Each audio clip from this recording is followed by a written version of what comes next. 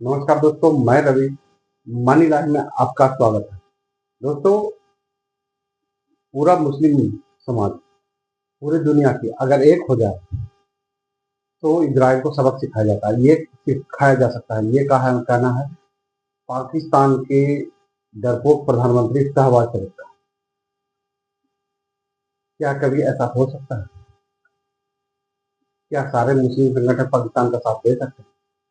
मुस्लिम देश साथ दे सकते हैं? क्या किसी की भी अपनी सोच नहीं अलग हो सकती? ऐसा नहीं हो सकता।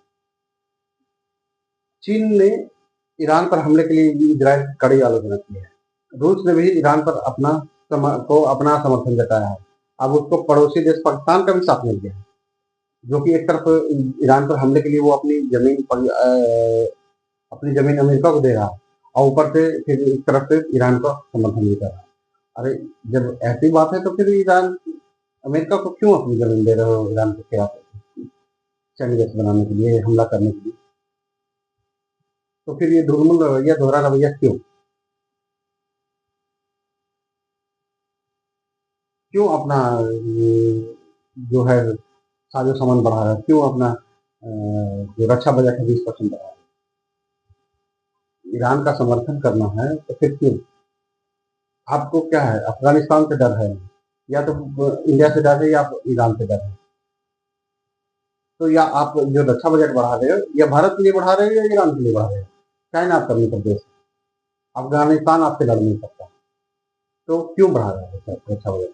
तो ये दोहरा रवैया पाकिस्तान का नहीं चलेगा। सब लोग समझते हैं ये केवल गुमराह करता है। सऊदी अरब कभी भी पाकिस्तान का नेतृत्व स्वीकार नहीं करेगा इस्लाम के नाम पर, क्योंकि उन्हें विकास चाहिए और भी देशों को विकास चाहिए, न कि इस्लाम के लिए। जो विकसित ये देश है, अच्छी मानसिकता के देश है, वो पाकिस्तान का समर्थन नहीं करेंगे, पाकिस्तान को का नेतृत्व स्वीकार नहीं करेंगे।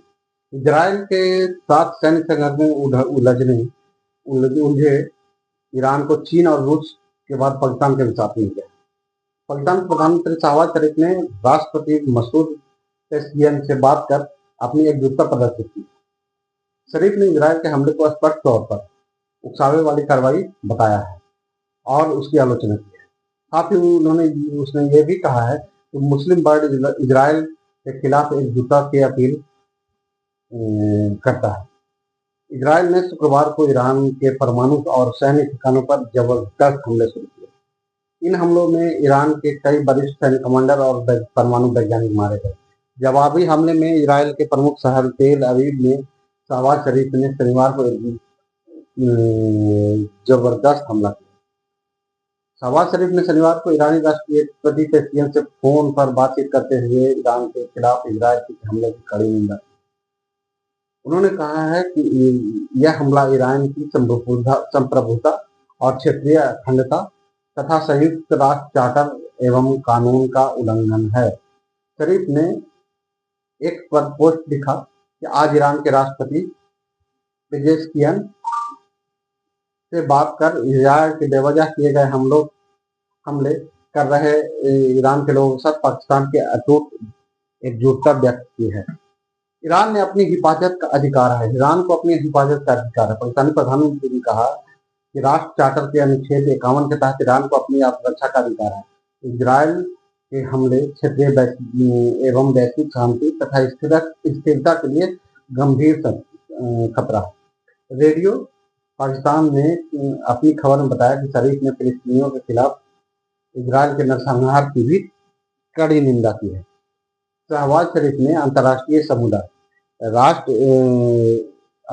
समुदाय संयुक्त राष्ट्र मुस्लिम देशों से आग्रह किया है कि वह इजराइल के आक्रामक रुख और उसके अवैध कृत्यों पर अंकुश लगाने के लिए तत्काल प्रभावी कदम उठाएं।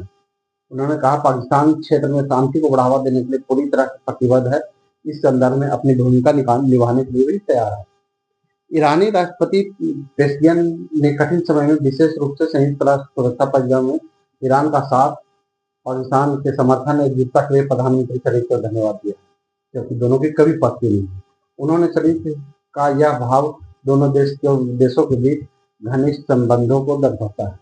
ईरान को चीन और रूस जैसी बड़ी ताकतों का भी समर्थन मिल रहा है, तो यह भी डर है कि कहीं ये विश्व युद्ध का रूप ना ले ले, क्योंकि अगर इजराइल का समर्थन में रूस और चाइना आए, तो ये विपक्ष में अगर ईरान के समर्थन में, तो इजराइल के समर्थन में अमेरिका और नाटो देश खड़े हो गए।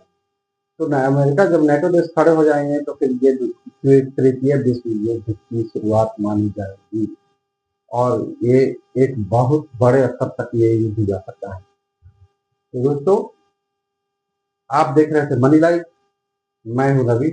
हमारे चैनल पर नए हैं तो सब्सक्राइब कीजिएगा। मिलते हैं अगले वीडियो में किसी नए न्यूज के साथ।